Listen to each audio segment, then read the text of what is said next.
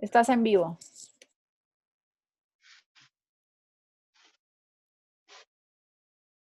Hola, ¿cómo están? Buenos días.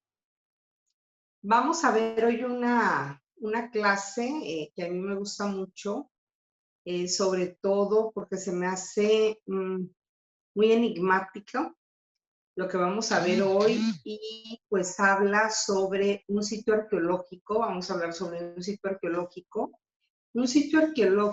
que está en Yucatán, México. Está localizado a 30 kilómetros al norte de Valladolid. Creo que todos conocen Valladolid, es un lugar como un referente, hay un cenote ahí y sobre todo la comida es exquisita y hay un lugar sobre todo que es súper reconocido y donde se come delicioso y es como un pequeño hotel ecológico, o sea, está súper lindo. Entonces, espero que algún día que vayan por aquí conozcan ese lugar que es espectacular. Es un lugar, les digo, un lugar enigmático, es un lugar, yo lo veo un poco diferente a otras construcciones mayas que he conocido. Recuerden que toda esta zona arqueológica maya, a lo mejor nosotros no dimensionamos lo que es. Si vemos nosotros un levantamiento antiguo como una prospección, ahí vemos que toda esta zona, toda esta península estaba pues comunicada totalmente. Hay sitios arqueológicos prácticamente en toda la península. Entonces, recuerden que también fue un avance de siglos, todavía no entramos. Ahorita estamos viendo unas probaditas que tienen que ver con respecto a las ceremonias que hacían ellos, el inframundo, estamos hablando de todos estos aspectos. Más adelante, que ya nos adentremos en estas civilizaciones, pues ya vamos a ver cómo estaban estratificadas. También los periodos que abarcaron, tampoco como los egipcios nacen ya construyendo la pirámide de un día para otro, sino también van teniendo un avance hasta que logran ya hacer estas magníficas pirámides que conocemos hoy en día. Y les recuerdo, son diferentes periodos que van abarcando. Bueno, este sitio en Yucatán se llama Ekbalam, pero es algo, les digo, diferente totalmente.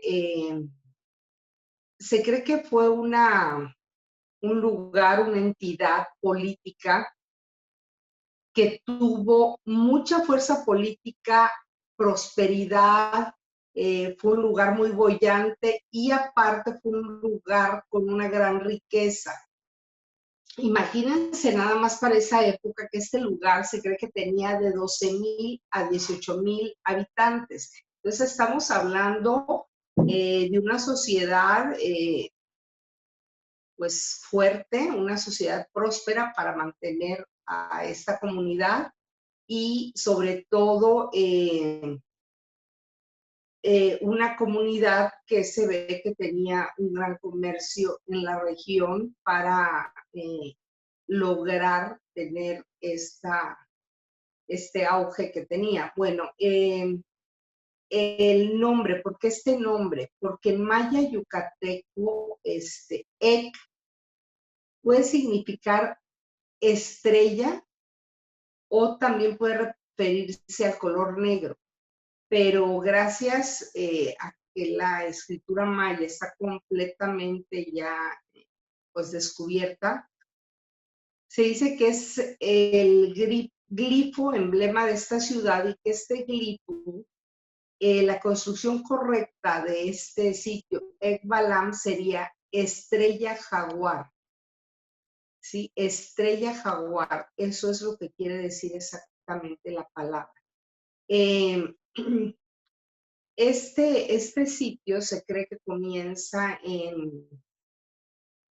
aproximadamente en el 300 antes de Cristo y hasta la llegada de los españoles. debió de haber tenido unos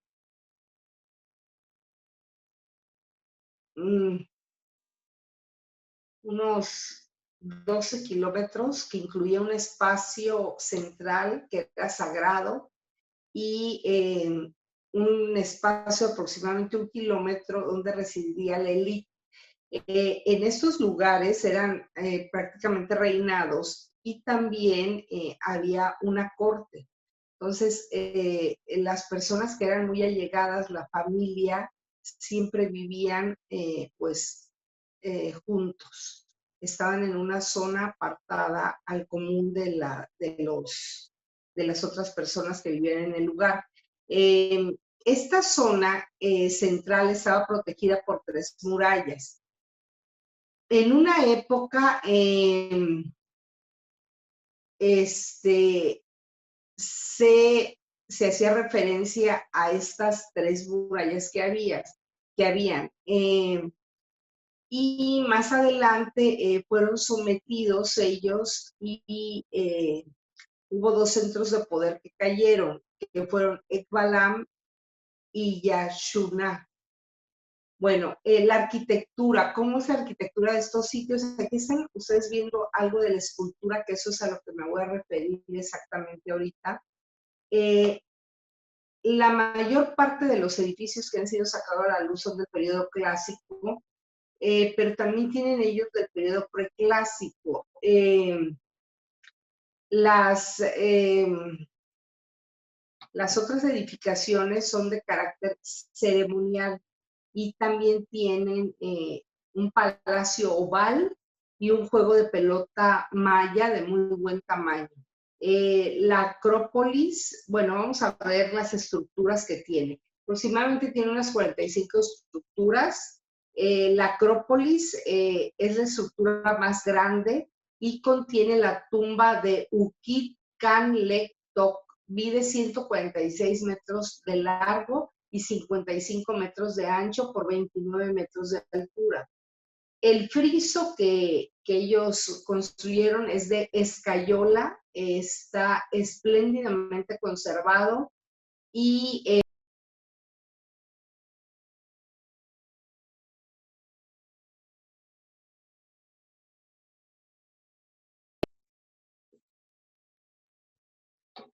abiertas con unos colmillos. O sea, estas fauces son realmente, podría ser una serpiente o podría ser un monstruo. Y arriba de esto se encuentra el rey en su trono. Y aquí tenemos que hablar de estas figuras, que por eso lo traje, por estas figuras de estos guerreros alados. El estilo que aparece aquí es un estilo que se llama estilo Chenes y el edificio circular, que es el Palacio Oval, el juego de pelotas, las pirámides gemelas, una estela que representa al gobernante de Ekbalam. Esto les estoy hablando de las 45 estructuras que existen. Un bello arco. Ekbalam, el gobernante de Ekbalam, pues probablemente es este que está representado en este friso, que se llamaba Ukit Kol Ankul. Se cree que es el mismo. Un arco también que representa la entrada o la puerta. Y hay otras 2 estructuras que aún no han sido excavadas, que están al este y al oeste de la Acrópolis. Una señal inequívoca de cuando los pueblos adquieren una riqueza tanto material como cultural es el desarrollo que se ve en estas civilizaciones. ¿Cuál es este desarrollo? Es el desarrollo tecnológico y artístico. La pintura mural que se ve aquí es una pintura mural con la que están decoradas varias construcciones y son pues obras de arte que van desde las tapas de las bóvedas hasta bóvedas completas. y todas están cubiertas con coloridos murales y aparte son murales con una complejidad muy grande. No son murales como sencillos, sino tienen un alto grado de complejidad. ¿Y qué tenemos aquí en estos murales? Aunque son murales todavía naturalistas, expresan de manera muy real, con proporciones correctas, eh, con enorme plasticidad a los seres, a estas deidades, a estos seres míticos y así como a humanos que se van mezclando en estos murales. Eh, hay en un mural, por ejemplo, consta de 96 glifos y es una obra pues maestra de la caligrafía, ¿no? Eh, entonces, es un sitio, les digo, arqueológico muy interesante, pero ahora vamos a la pregunta que yo me he estado haciendo. ¿Por qué estos seres alados? Aquí estamos hablando, recuerden, pero de la civilización maya. Muchas de las mitologías alrededor del mundo incluyen la presencia de estos seres alados. ¿De qué se trata? ¿De ángeles? Algunos dicen que de extraterrestres, otros que son representación de las deidades. Miren, para ver el contexto, cuando este gobernante en el año 770, el soberano Ukit Khan Lektok, asume el poder de la ciudad de Ekbalam, este gobernante tenía 30 años. Para el calendario que ellos tenían y de el final de la vida, ya era un soberano maduro, porque recuerden que todos estos sitios muchas veces están gobernados por adolescentes. ¿Por qué? Porque pues el nivel de vida al que ellos llegaban morían muchas veces por enfermedades, morían por batallas. Entonces, las mujeres en el parto tenían una alta mortandad. Entonces, ellos iniciaban en estas actividades, los iniciaban para ser gobernantes muy jóvenes. Y realmente, platicando yo con una arqueóloga amiga mía, me dijo, realmente el gobierno de esta época estaba por lo general en manos de adolescentes. Entonces él, lo que se ve aquí, que ya es un hombre pues maduro, ya de 30 años era un hombre maduro, y los registros lo nombran como un jalomté. ¿Qué quiere decir esta? La traducción sería como el rey de reyes. Muchos de los detalles de su reinado no los conocemos, pero se sabe por esos registros que su figura concentraba un gran poder. Y prueba de ello es que en su tumba se encuentran aproximadamente 7,000 objetos de jade, concha, cerámica, jadeita. Ya saben que era algo muy preciado para ellos, todas estas piedras semipreciosas. Y además hay un extraño pendiente de oro proveniente de Oaxaca o de las selvas del sur. Esta tumba estaba ricamente decorada y su fachada prácticamente está tal cual se dejó. El sepulcro también aparenta las fauces abiertas de un monstruo que devora los cuerpos cuando abandonan el plano terrenal. Y en su fachada se puede observar la representación de una guacamaya. La guacamaya era una entidad divina que existió antes del mismo sol. También hay mazorcas de maíz y la cruz de los mayas que se remonta hasta los olmecas. Se trata de una tumba que representa un templo divino, el templo de la creación. Y también se encuentran estos seres alados que la gente les ha dado en llamarlos, según la tradición popular, los ángeles de Ekbalam. Pues prácticamente pues son unos ángeles como nosotros reconocemos por diferentes épocas que así se representaban los ángeles. Y aparte eso está pues en nuestra, ¿cómo les diré? En nuestro pensamiento como universal, ¿no? Todos al ver una figura alada, pues tenemos la referencia de que son ángeles. Eh, Fíjense que las 6 culturas, podríamos decir, principales, es que no me gusta llamarlas como pero 6 de las culturas que más conocemos comparten rasgos en su cosmovisión, en estos mitos, y esto nos habla de un pasado común. Bueno, eso es lo que se cree. Para todas ellas hubo paraísos, inframundos, profetas iluminados. La humanidad para ellos ha sido destruida 4 veces y también hubo gigantes también. Y pues siempre hay una simbología que nos hace ver coincidencias en otras culturas. Por ejemplo, hay también símbolos que nosotros hacemos sin querer, que ya lo traemos nosotros en nuestra idiosincrasia, podríamos decir. Por ejemplo, las runas vikingas o la señal que los cristianos hacen con la mano al persinarse. Los mayas también conocían estos pases mágicos, como se les dice.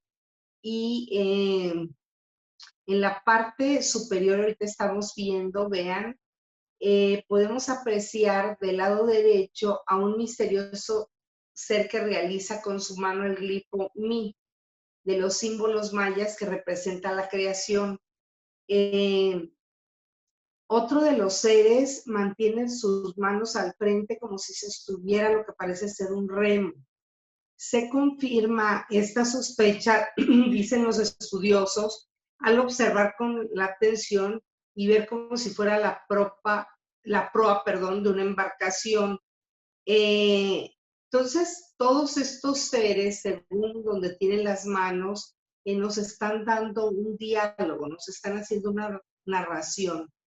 Un individuo, por ejemplo, sin cabeza, podría ser la representación estilizada de la divinidad del maíz, fusionada con la personalidad del gobernante, Diukik Kanlektok. ¿Por qué? Porque recuerden que todas las civilizaciones que hemos visto siempre se fusiona. El gobernante tiene que tener una raíz divina. Entonces, estos gobernantes, por lo general, siempre tienen que venir de algún dios y se hace esta fusión que aquí está representada en este templo. Pero, ¿qué hacen estos seres alados en una tumba de un soberano maya? Es lo que nos preguntamos. Algunos especialistas dicen que están para recordar el mito del ciclo del maíz, ya que siempre que mueres es para renacer. Y según este gobernante, como es un hijo del maíz, volverá a este mundo como sustento espiritual de su pueblo. Esa es una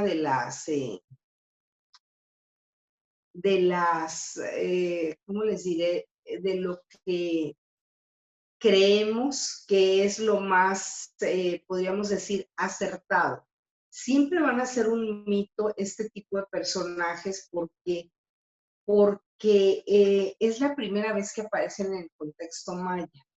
Antes de esto, recuerden, aquí ya estamos en un periodo entra en esta ciudad de Palam, entran ellos desde el periodo preclásico, pero ya terminan el periodo clásico. En el periodo clásico es donde vamos a ver todo este, lo que ellos ejecutan, por ejemplo, todo esto que hacen con estuco, todas estas estatuas, ya son propias del periodo clásico. Pero estos seres, les vuelvo a decir, estas entidades no aparecen en ningún otro lado. Por lo tanto, este sitio es un sitio pues muy peculiar. Les quería yo traer estos seres alados. Claro que tenemos, no se imaginan cómo tenemos de información, pero información ya saben, que si eran seres alienígenas, que si eran, entonces nosotros no vamos a entrar en esos terrenos, hay mucha información sobre eso, pero nosotros más bien vamos a quedarnos con esa información que se cree que, pues que era estas entidades que venían, nos indican de este renacimiento, ¿no? Entonces, a Ekbalam también se le dice el antiguo reino de Talol, por si alguna vez lo quieren buscar. Este sitio arqueológico, recuerden, se encuentra a 30 kilómetros al norte de Valladolid y el poblado que está a 2 kilómetros de ahí también se llama Ekbalam. Entonces es un lugar muy fácil de llegar. También el nombre, cuando se decía que esta comunidad pertenecía a esta zona que se llamaba Talol, también el nombre se traduce de Ekbalam como jaguar oscuro. Les digo que hay muchas acepciones, pero con la que nos quedamos ahorita es con la de estrella jaguar. Bueno, este es uno de los edificios más emblemáticos del periodo clásico y, bueno, de finales del periodo clásico y pues tiene estas magníficas edificaciones que yo creo que tienen que conocer. Bueno, aquí nos quedamos con esto y voy a seguir recopilando información sobre este sitio que se me hace muy interesante. Espero que algún día podamos visitarlo, porque es un sitio que les digo, bueno, para mí se me hace sumamente interesante. Bueno, ahora de los mayas nos vamos directamente a otra región, nos vamos a otra zona, vamos a ver ahorita cómo era este viaje al Mictlán. Vamos a ver estos ritos funerarios y qué decían estas fuentes tempranas y qué decían estos contextos arqueológicos. Estamos hablando del posclásico, sobre este viaje al Mictlán. ¿Qué era este viaje al Mictlán? Bueno, en las fuentes nahuas, por ejemplo, de los siglos XVI y XVII, el hombre, fíjense ustedes lo rico que hay en todas estas culturas y toda esta cosmogonía, toda esta pues tiene que ver con la espiritualidad, todas estas concepciones que tienen ellos sobre cómo fue concebido el hombre, sobre la creación del universo. Bueno, aquí nos dice que el hombre era concebido como una unión temporal de 5 elementos de diferente naturaleza. El cuerpo, que era constituido por una materia pesada. Esta materia pesada, como somos un cuerpo con cierto peso, estamos ligados a la tierra. Y este cuerpo fungía como receptáculo de las fuerzas y fluidos que animaban a la persona.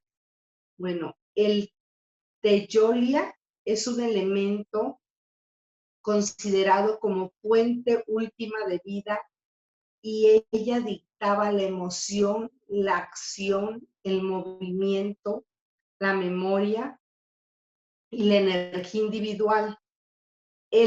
Recuerden que también cuando vimos a los egipcios, tienen este mismo concepto que asocian con el cuerpo. El tonali, por ejemplo, el tonali es un componente de naturaleza caliente que se encontraba ligado al destino individual de cada persona.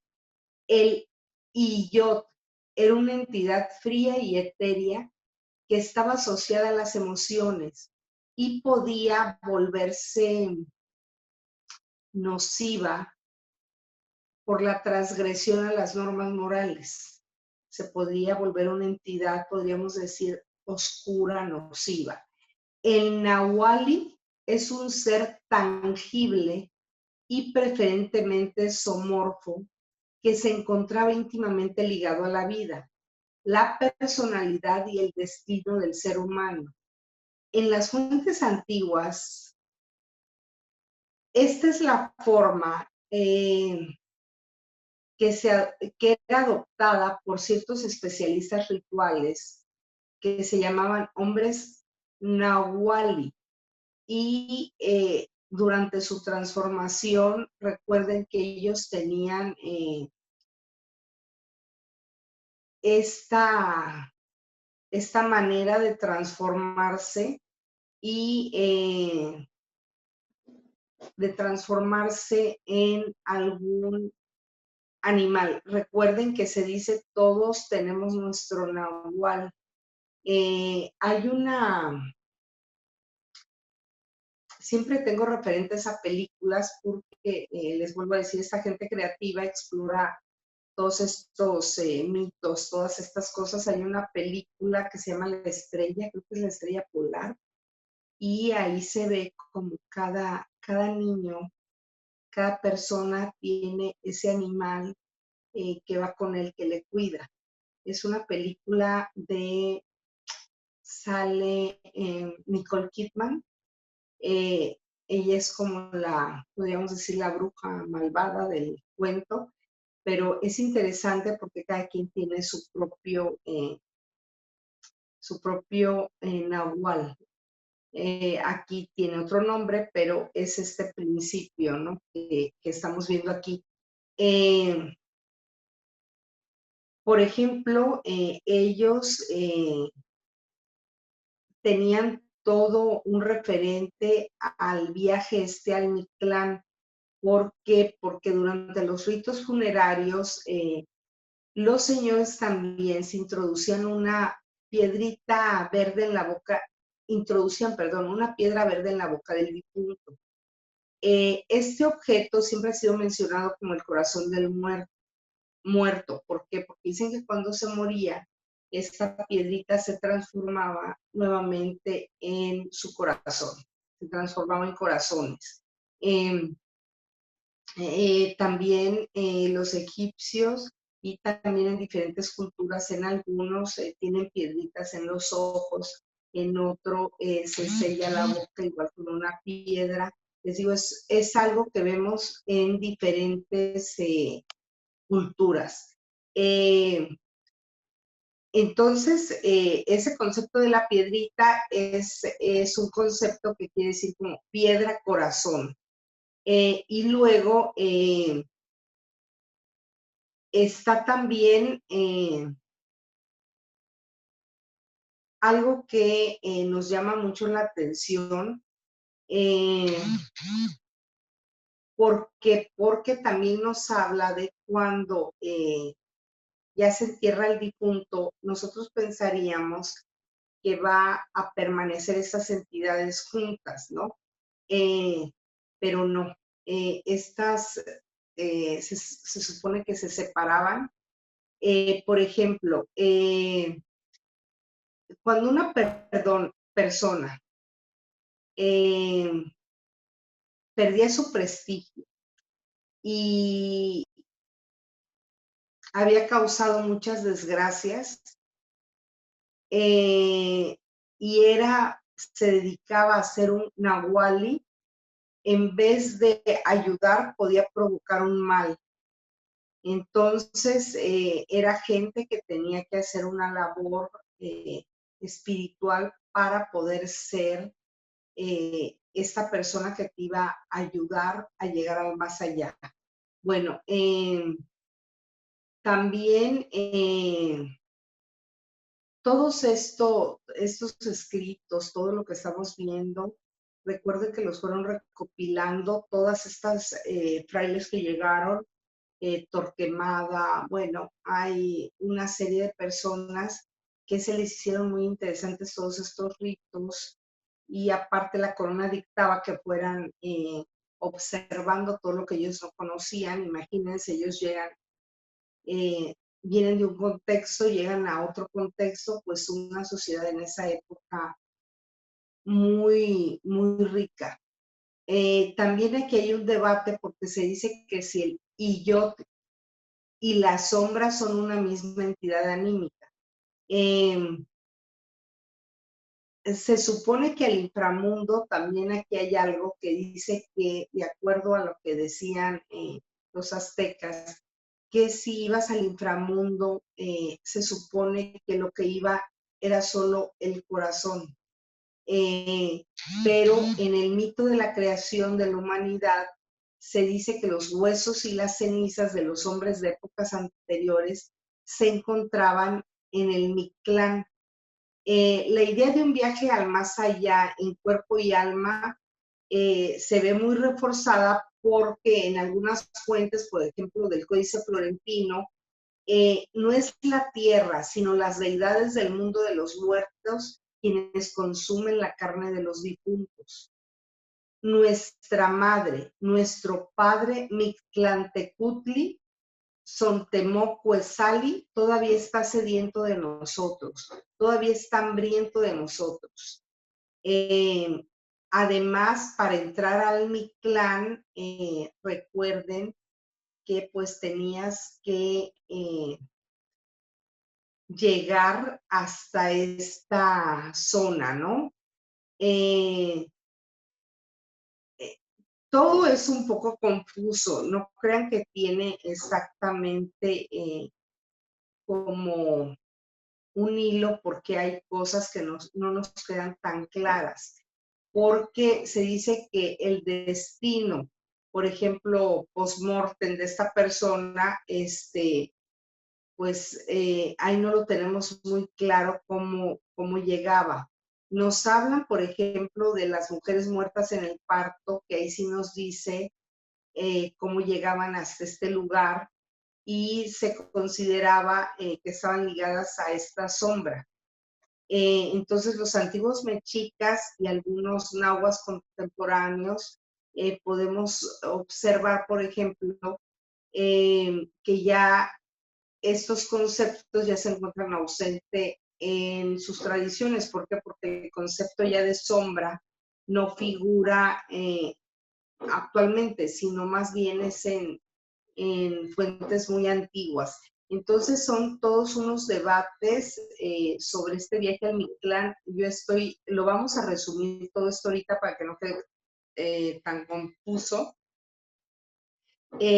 Porque esta ida al inframundo, pues es uno de los grandes mitos de la creación de la humanidad. Y les vuelvo a decir, es un referente pues en todas las culturas. Por ejemplo, miren, los nahuas contemporáneos de la Sierra Norte de Puebla consideran que el hombre es la única parte del binomio nahuali que se alimenta y su muerte provocaría el deceso por inanición del nahuali. O sea que cuando morimos, esta otra parte que tenemos ya no vive, se muere. Entonces la única entidad que queda es la del ser humano. Y nosotros, recuerden que todavía pensamos, bueno, nosotros en la reencarnación, que el espíritu es el que sigue viviendo.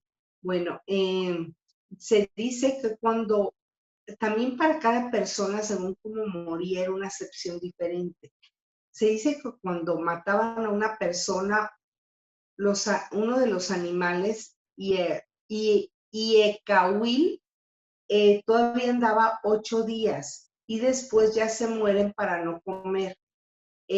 Cuando está muerta la persona, se dice los animalitos ya no comen nada. Estamos hablando de un nahual. Entonces, aquí como que no se ponen de acuerdo porque, por ejemplo, los tlaxcaltecas decían que el alma de los señores y principales se volvía en niebla y nubes y pájaros de plumas muy ricas, y también se convertían en piedras preciosas de mucho valor. Que las ánimas de la gente común se volvían en comadrejas, escarabajos hediondos y animalejos que echan de sí una orina muy hedionda y otros animales rateros. O sea, quedaban, por decir así, había rangos y categorías, ¿no? No todos alcanzaban el mismo nivel, aún muertos. Estaban también totalmente estratificados y Quetzalcóatl, recuerden que es la estrella que vemos al amanecer. Los toltecas son las piedras que encontramos en Tula y los tlaxcaltecas serían las nubes, piedras preciosas y animales que vemos en nuestro mundo según esta concepción que tenían ellos de la tierra. Pero también el difunto, cómo llegaba al inframundo y cómo era su vida en el inframundo, porque también se creía que existía, y en el inframundo, les vuelvo a decir, era esta existencia somorfa, era una existencia en que te convertías en este animal, ¿no? Era un animal que lo llevabas como adherido hasta la muerte. Entonces, por ejemplo, los textos coloniales nos informan, por ejemplo, sobre la realización, imagínense, de al menos 7 rituales funerarios diferentes. Eh, Todos estaban regidos por la causa de la muerte y el rol que desempeñaban estos individuos en la sociedad. Esto era sumamente importante de acuerdo al rol que tenía cada persona, es el rango y es como se iba a celebrar este funeral. Por ejemplo, sobre esto sí hay mucha documentación sobre estos rituales y hay, por ejemplo, alcanzaban un grado las personas que morían a manos del enemigo, los mercaderes muertos durante una misión comercial, las mujeres muertas en el parto, los que morían a consecuencias de un rayo o ciertas enfermedades concebidas como acuáticas y los que sufrían la muerte común. ¿Por qué tenían ellos esos apartados para esas enfermedades acuáticas? Porque recuerden que también al ir a pescar, al ir a, pues todavía estas personas tenían graves accidentes, también había inundaciones, entonces estas personas comúnmente podía haber una inundación y morir ahí, pues por eso ahí también está contemplado eh, como una forma de morir acuáticas. Y la muerte común se le denomina muerte de la tierra. Y los restantes, los que quedan, vean las muertes. Muerte por ebriedad. Tenían una clasificación también los bebés que morían, se les decía infantes lactantes, y algunas muertes que tenían que ver con el adulterio, la homosexualidad, la traición. No nos están diciendo exactamente cuál era el ritual que utilizaban ni el tratamiento que le daban a estos cadáveres. Pero bueno, cada uno, según cómo moría, tenía todos estos rituales. Eh,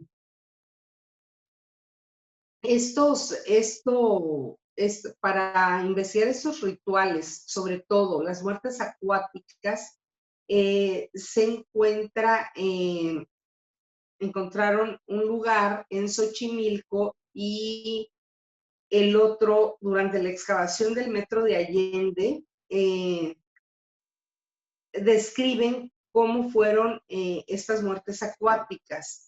¿Por qué? Porque identifican ellos traumatismo que hay en los esqueletos de los personajes que tuvieron un ritual reservado a los muertos, también de combate. Entonces, o sea, dichos restos también eran cremados, situación que también que dificulta para los que estudian todo esto, pues la identificación de las causas exactamente que tenían. Entonces aquí también, a pesar de que encuentran todos estos lugares, pues a veces no hay mayores referencias, pero de acuerdo también al enterramiento, a lo que ellos encuentran, es cómo se dan cuenta estas personas, cómo hicieron este viaje, les vuelvo a decir, al Mictlán. Les vuelvo a decir, tenían temas para todo, para diferentes categorías de muerte y las clasificaban. Entonces, también había el ritual, como los egipcios, la preparación del cuerpo, el cuerpo era lavado, ungido y vestido. Y les vuelvo a decir, una parte importantísima de este ritual era colocar la piedra en la boca. La piedra era en jadeíta para los nobles y en obsidiana para el resto. Posteriormente el cadáver era flexionado y con una serie de mantas y cuerdas se le envolvía formando un bulto y comenzaba la velación y recuerden, de acuerdo a cómo había muerto el difunto, es de acuerdo a cómo iba a ser el ritual. Eh, la mayoría, el 90% de los cuerpos que se han encontrado han sido en una posición flexionada. Y esto viene mucho en los textos, por ejemplo, que dejaron de la colonia, donde ellos a todos estos cuerpos que encontraron, pues la mayoría estaba flexionada. Entonces, les digo, el viaje al Mictlán, entonces, el contexto es muy amplio. ¿Por qué? Porque nos habla de diferentes entidades anímicas y los rituales funerarios que se ejecutaban dependían mucho. Les digo, era un ritual muy complicado porque también depende mucho de las diferentes categorías eh, de, de cada habitante. No era un código para nobles y para el común de la población, sino no era un código para cada persona según cómo moría, entonces eran rituales un poco complicados. Todas esto se encuentra perfectamente documentado. ¿Por qué? Porque todo esto, recuerden que nos ha llegado a nosotros con la celebración del Día de los Muertos. Tal vez en esta época, como les estoy explicando, no sé si un festejo como lo conocemos hoy en día, sino que es una combinación de creencias y tradiciones que ya para nosotros se unen con la religión católica, por ejemplo, y tenemos pues todos en México como que el 1 y 2 de noviembre es una época para nosotros en donde, aunque en algunas casas no se ponga altar, en otras sí, eh, celebramos de alguna manera, ¿no? Es como una época muy marcada en nuestra cultura. Por ejemplo, en épocas remotas no se realizaban altares o ofrendas como los conocemos actualmente y que forman parte del festejo, pero les vuelvo a decir, ya lo de nosotros, todos los elementos que tenemos ya son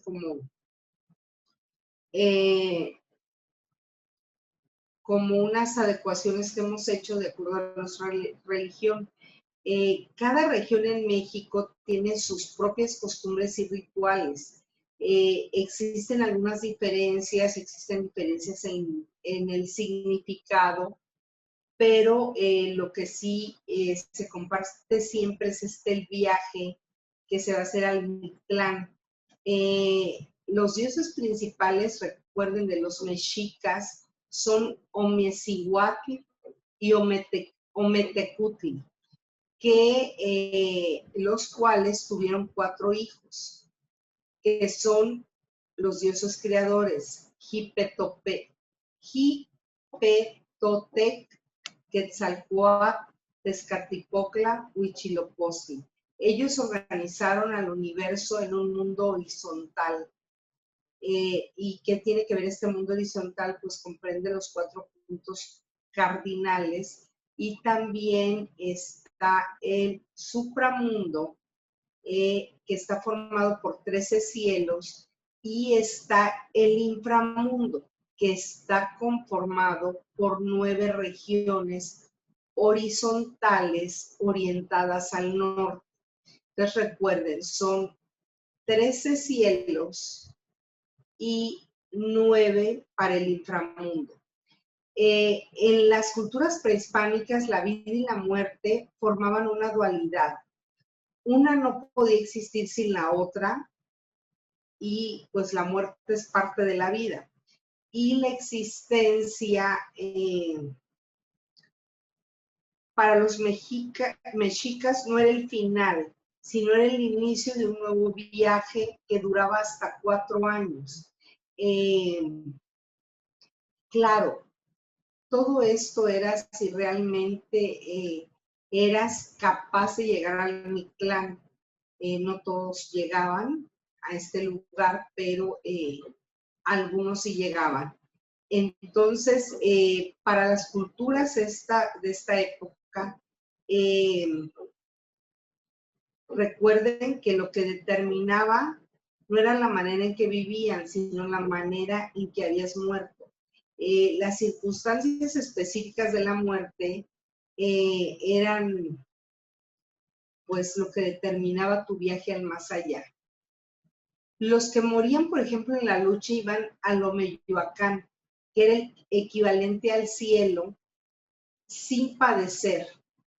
Y las almas podían regresar en forma de colibrí, ya que este era el reino de Huitzilopochtli. Aquí también ingresan las mujeres que mueren del parto, pues se les considera guerreras. Los niños muertos al Chichihuahuaco, y quienes fallecían por causas naturales, la mayoría iban al Mictlán. Algo muy importante. También ibas al Mictlán si había sido bueno con los perros. ¿Por qué? Porque el Mictlán es el nivel inferior de la tierra de los muertos. ¿Quiénes residen ahí? Mictlantecutli y Mictlánhuatl. A lo que van los difuntos, aquí van los difuntos sin importar el estatus social que tuvieron en vida. Antes de llegar al Mictlán, el alma se tiene que desprender del cuerpo, y para eso se tienen que completar una serie de pruebas o niveles. Me da risa porque ya ven que ahora hasta ya han hecho juegos con todo esto, y pues sí, es como estos juegos que vemos, que para llegar a este lugar tienes que hacer todas estas cosas. Entonces, es algo así más o menos, ¿no? Bueno, el Aponohuaya era el lugar de los perros y es el primer nivel. Les digo que tiene ese sentido como de estos juegos, vamos por niveles. Y aquí la importancia se le da a que tuviste que ser bondadoso con los animales. Hay otra cosa que dice que sí, no te gustan los animales, pero no los puedes maltratar. En este lugar, en el lugar de los perros, hay un río muy caudaloso y ese río solo lo puedes atravesar con un perrito de los Xoloscuincles, el cual decidirá si eres digno de recibir su ayuda. Solo aquellas personas que en su vida fueron buenas con los perros podrán cruzar el río. Si estas personas no fueron buenas, su alma queda en ese lugar y quedan vagando permanentemente por las orillas del río. Bueno, ese es el primer nivel. El segundo nivel es el Tepetli o Monamictlán, que quiere decir lugar donde se juntan las montañas. En esta prueba te enfrentas a dos cerros que se abren y se cierran, chocando entre sí de manera continua. Tu alma deberá buscar el momento adecuado para cruzarlo sin ser triturada por estas montañas. El tercer nivel es el Iztepetl, que quiere decir montaña de obsidiana. Una vez cruzado, si te diriges al Iztepetl, cuya sendero contiene filosas obsidianas que desgarran a los muertos cuando tienen que atravesarlo para hacer esta trayectoria. El cuarto nivel es el Itzecayán, que quiere decir lugar del viento de obsidiana. Y aquí hay fuertes vientos, vientos tan elevados que levantan piedras y cortan también a los cadáveres, y además es un lugar que está siempre con vientos y nieve. El Paniecatacoyan es el lugar donde la gente vuela. Es una zona desértica que no existe la gravedad y quedas a merced de los vientos. Aquí los muertos, lo que queda de ellos, son desplazados por tiempo indefinido hasta el siguiente nivel. Vean como si es un juego, como los juegos que conocemos. El Timinalhuayan es lugar donde la gente es flechada. Este también, manos invisibles te arrojan flechas de un lado a otro. El séptimo es el Teocoyohuealoyan, lugar donde te comen el corazón. Aquí habitan los míticos jaguares que van tras los muertos para abrirles el pecho y alimentarse de su corazón. El 8 es el Ixmicatlán Huapoxcalolca, laguna de las aguas negras. En esta laguna el muerto se termina de descarnar y su alma tonali se libera del cuerpo dejando atrás su porte carnal. Y el Chicuanimictlán es el lugar de las 9 aguas. Este es el último nivel, donde el alma por fin atraviesa las 9 agujas. El lugar está totalmente cubierto de niebla, por lo que no puedes ver a tu alrededor. A estas alturas está el cansancio al que llega esa alma y tienes que reflexionar sobre tu vida. Si vuelves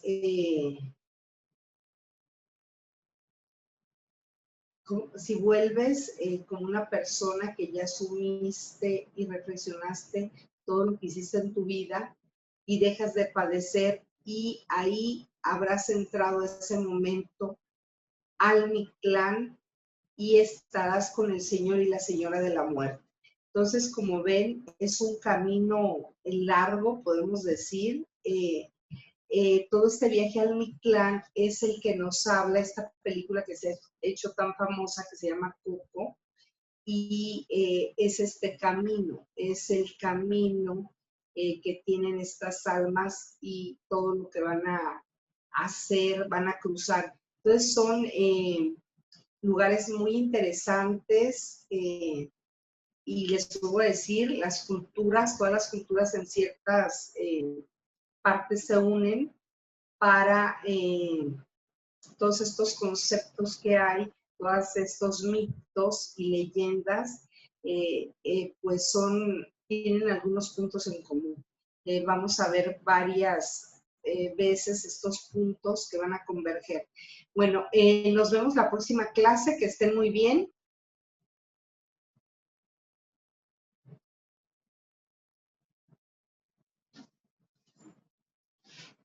Hasta luego.